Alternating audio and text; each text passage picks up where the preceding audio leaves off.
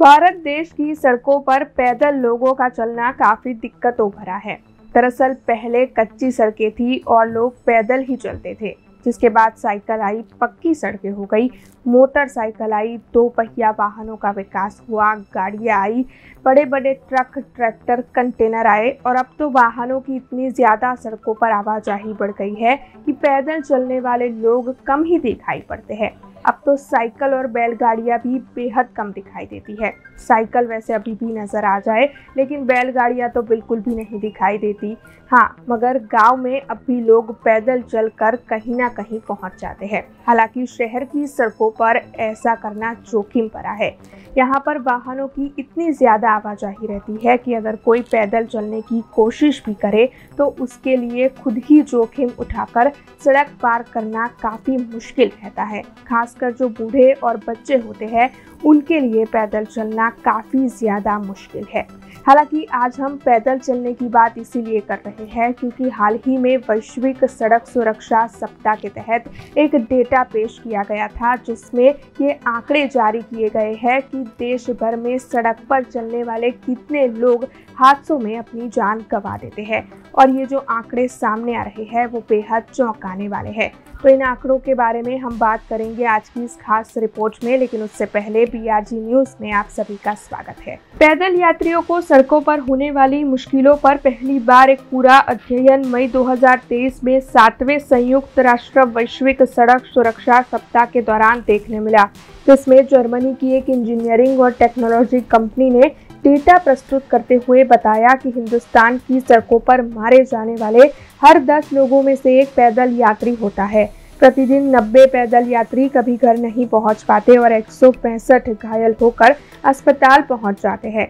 साल 2021 में दिल्ली में 504, चेन्नई में 297, मुंबई में 174, बेंगलुरु में 160, अहमदाबाद में 161, गुरुग्राम में 118, हैदराबाद में 94 और कोलकाता में 78 पैदल यात्रियों की सड़क दुर्घटनाओं में मौत हुई। कार या हल्के वाहनों ने लगभग 80% पैदल यात्रियों की जान ली। नेशनल क्राइम रिकॉर्ड्स ब्यूरो के मुताबिक साल 2021 में 18,900 पैदल यात्री सड़कों पर मारे गए। भारत देश के सड़कों पर चलने वाले लोगों की मौत के ये जो आंकड़े सामने आए हैं वो सचमुच डरावने हैं। हालांकि इससे निपटने का उपाय क्या है? आखिरकार इन हादसों को रोका कैसे जा सकता है? दरअसल सड़कों का जब निर्माण होता है तब वैज्ञानिक तरीके से और जन सुरक्षा को ध्यान में रखते हुए इन सड़कों का निर्माण कार्य होना चाहिए।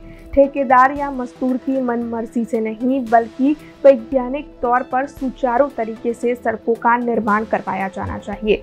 वैसे भारत देश में सड़कों की दोनों ओर फुटपाथ बनवाने चाहिए और उन फुटपाथ पर जगह जगह पर प्लेटफॉर्म भी बनवाने चाहिए, जिससे पैदल चलने वाले लोग आराम कर सके।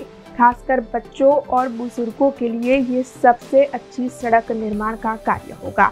सड़क का निर्माण कुछ इस तरीके से होना चाहिए कि ज़्यादा रख रखाव की ज़रूरत ना हो, बार बार मरम्मत ना करवानी पड़े और साथ ही वहाँ पर पानी भी ना भरे। अगर इस तरीके से सड़कों का निर्माण करवाया जाए तो फिर सचमुच ये सुचारू आयोजन होगा और पैदल चलने वाले लोगों को कोई भी दिक्कत नहीं होगी।